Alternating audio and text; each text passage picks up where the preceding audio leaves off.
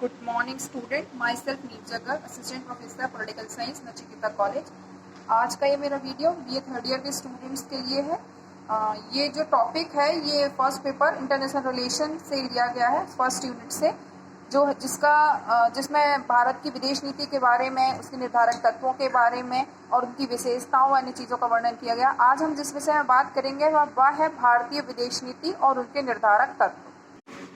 भारतीय विदेश नीति। भारतीय विदेश नीति को जानने से पहले सर्वप्रथम हमको जानना होगा कि विदेश नीति का मतलब क्या होता है।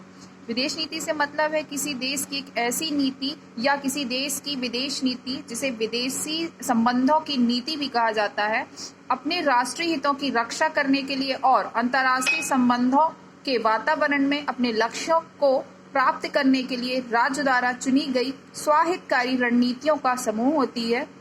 किसी देश की विदेश नीति दूसरे देशों के साथ आर्थिक, राजनीतिक, सामाजिक तथा सैन्य विषयों पर पालन की जाने वाली नीतियों का समुच्चय है। विदेश नीति के अर्थ के बाद अब हम बात करेंगे भारतीय विदेश नीति के निर्धारक तत्वों के बारे में। किसी भी देश की विदेश नीति का आधार कुछ निर्धारक तत्व होते हैं। इन तत्वों में प्रमुख है देश की भौगोलिक स्थिति, इतिहास, परंपराएं, संस्कृति, आर्थिक विकास का स्तर, सैन्य बल तथा अंतर्राष्ट्रीय परिस्थितियां। भारत के संदर्भ में भी इन्हीं तत्वों का निर्धारक के रूप में प्रमुख योगदान रहा है। आगे अब हम इन सारे तत्वों के बारे में बिंदुवार चर्चा करेंगे। भारतीय विदेश नीति के निर्धारक तत्व। भारतीय विदेश नीति के निर्धारक तत्वों में सर्वप्रथम हम बात करेंगे भारत की भौगोलिक स्थिति की। भारत की विदेश नीति के निर्माण में देश के विशाल आकार, उसकी जलवायु तथा उसकी स्थिति और भू आकृति ने महत्वपूर्ण भूमिका निभाई है। हमारे देश के प्रथम प्रधानमंत्री पंडित जवाहरलाल नेहरू ने 1949 में कहा था कि भारत की स्थिति अत्यंत महत्वपूर्ण है, जिसके कारण कोई भी देश भारत की उपेक्षा नहीं कर सकता है। उन्होंने कहा था कि मानचित्र पर अगर हम दृष्टि डालें तो ये देख सकते हैं कि मध्य पूर्व को प्रभावित करने वाले किसी प्रश्न पर विचार करना हो तो भारत को अवश्य ही सामने रखना पड़ेगा। यदि आपको दक्षिण पूर्व एशिया संबंधी किसी प्रश्न पर विचार करना है तब भी आप भारत के बिना कुछ नहीं कर सकते। यद्यपि मध्य पूर्व पर दक्षिण पूर्व एशिया के साथ कोई प्रत्यक्ष संपर्क नहीं है, फिर भी भारत के साथ दोनों का संपर्क है। मतलब कि भारत की जो भौगोलिक स्थिति है उसके आधार पर कोई भी देश भारत की उपेक्षा नहीं कर सकता। और भारत की भौगोलिक स्थिति में एक महत्वपूर्ण बात यह है कि भारत में अपार संपदा भी पाई जाती है, जिसके आधार पर विदेशी व्यापार आसानी से किया जा सकता है। प्रधानमंत्री नेहरू ने यह भी कहा था कि भारत एक प्रकार से विभिन्न प्रवृत्तियों तथा शक्तियों का संगम है, या पूर्व और पश्चिम का संगम भी कहा जा सकता है। अन्य किसी भी देश की भांति भारत की विदेश नीति पर भी भू राजनीति का प्रभाव पड़ता रहता है। दूसरा महत्वपूर्ण बिंदु है आर्थिक विकास। किसी भी देश की विदेश नीति में आर्थिक विकास का बहुत अधिक महत्वपूर्ण स्थान होता है। कोई भी देश अपनी विदेश नीति बनाते समय आर्थिक विकास को प्राथमिकता देता है। आर्थिक विकास होने पर ही किसी देश का विकास संभव है। अर्थात आर्थिक सुधार के कारण भारत को विश्व बाजार में सहायता मिल रही है और मुक्त बाजार की नीति को अपनाते हुए भारत ने अंतर्राष्ट्रीय मुद्रा कोष, विश्व व्यापार संगठन तथा विश्व बैंक के माध्यम से अपनी अर्थव्यवस्था को मजबूत बनाने का प्रयास किया है।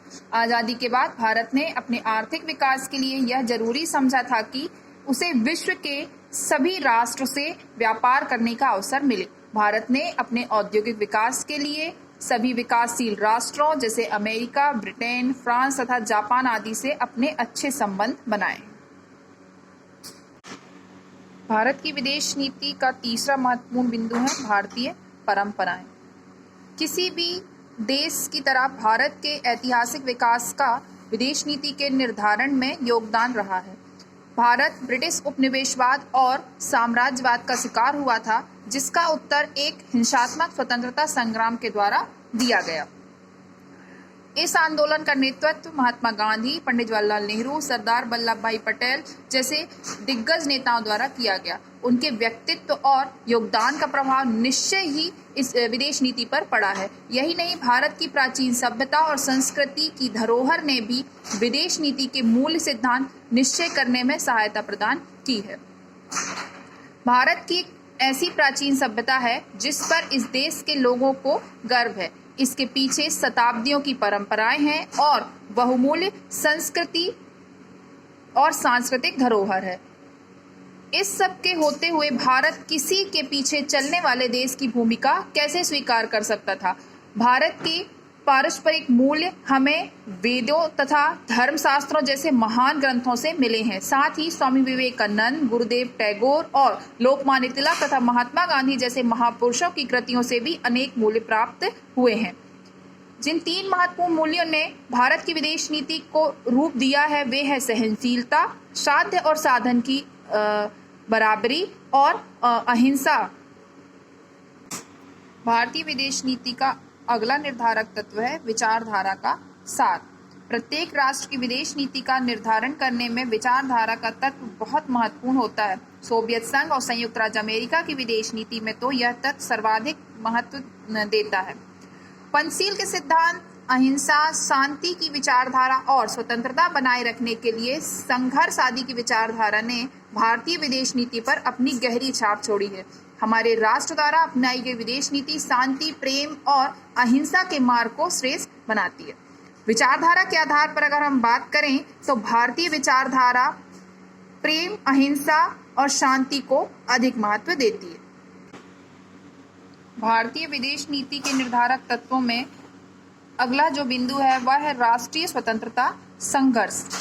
हमने स्वयं स्वतंत्रता प्राप्ति के लिए संघर्ष किया है और ब्रिटिश साम्राज्य को उखाड़कर बाहर फेंकने में सफलता प्राप्त की है। इसी कारण भारतीय विदेश नीति में विश्व के उन राष्ट्र का समर्थन करने की नीति बनाई जो अपनी परतंत्रता को उखाड़ फेंकने हेतु और राष्ट्रीय स्वतंत्रता प्राप्त करने के लिए संघर्ष कर रहे हैं।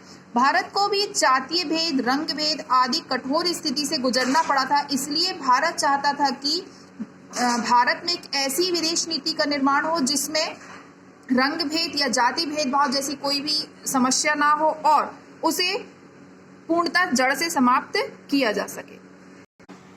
भारतीय विदेश नीति का अगला महत्वपूर्ण बिंदु है सैनिक तत्व या सैन्य बल। भारत ने अपनी सुरक्षा को सर्वाधिक महत्वपूर्ण माना है। प्रारंभ में तो भारतीय विदेश नीति में सैन्य शक्ति को उदासीनता से ही देखा गया था, परंतु भारत पर पाकिस्तान के लगातार हमले एवं 1962 में चीन द्वारा किए गए हमले में भारत ने सुरक्षा के प्रति विशेष चिंता जताई और भारत ने गुटनिरपेक्षता की नीति पहले से ही अपना रखी थी और उसके बाद 1964 में एक रक्षा योजना बनाई। इसके तहत थल सीमा की रक्षा, सैन्य शक्ति में बढ़ोतरी तथा वायु सेना व जल सेना को मजबूत बनाने के लिए नीति को अपनाया गया। सैन्य तत्व के बिना किसी भी देश की सुरक्षा संभव नहीं है। सैन्य शक्ति को मजबूत बनाने के लिए हर एक देश को प्रयास करना चाहिए और करते भी हैं। भारत ने भी अपनी सैन्य शक्ति को बढ़ाने के लिए अपनी विदेश नीति में इस तत्व को रखा है ताकि अपने देश की सुरक्षा की जा सके।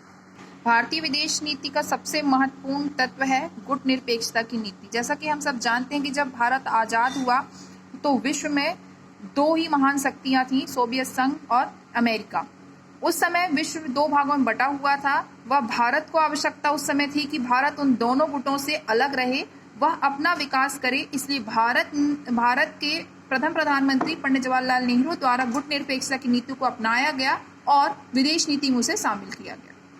भारतीय विदेश नीति का एक महत्वपूर्ण बिंदु उपनिवेशवाद और साम्राज्यवाद का विरोध भी रहा है। उपनिवेशवाद का विरोध और साम्राज्यवाद का विरोध भारत की विदेश नीति के निर्माताओं के लिए आस्था का विषय इसलिए रहा है क्योंकि भारत स्वयं लंबे समय तक ब्रिटिश साम्राज्य से पीड़ित रहा। इसलिए भारत ने उपनिवेशवाद और साम्राज्यवाद के प्रत्येक रूप का विरोध करने का निर्णय लिया था। उसने एशिया और अफ्रीका के पराधीन देशों के स्वतंत्रता संग्राम में उनका पूरा समर्थन किया। नेहरू की अंतरिम सरकार बनते ही यह निर्णय लिया गया कि भारतीय सैनिक जिन्हें अंग्रेजी सरकार ने फ्रांस और नीदरलैंड जैसे देशों में भेजा हुआ है स्वतंत्रता आंदोलन का दमन करने के लिए, उन्हें तुरंत वापस बुलाया जाए। और भारत का यह भी विश्वास था कि पराधीन देशों को स्वतंत्रता से वंचित रखना तथा मानव अधिकारों की अवहेलना करना है, जिससे अंतर्राष्ट्रीय संघर्ष उत्पन्न होता है। कभी कभी तो भारत ने आवश्यकता से भी अधिक ज्यादा साम्राज्यवाद और उपनिवेशवाद का विरोध किया है, जिसका एक कारण भी है क्योंकि हम स्वयं अंग्रेजों के गुलाम रहे काफी लंबे समय तक और उस गुलामी के समय में भारतीयों को बहुत सारी परेशानियों का सामना करना पड़ा।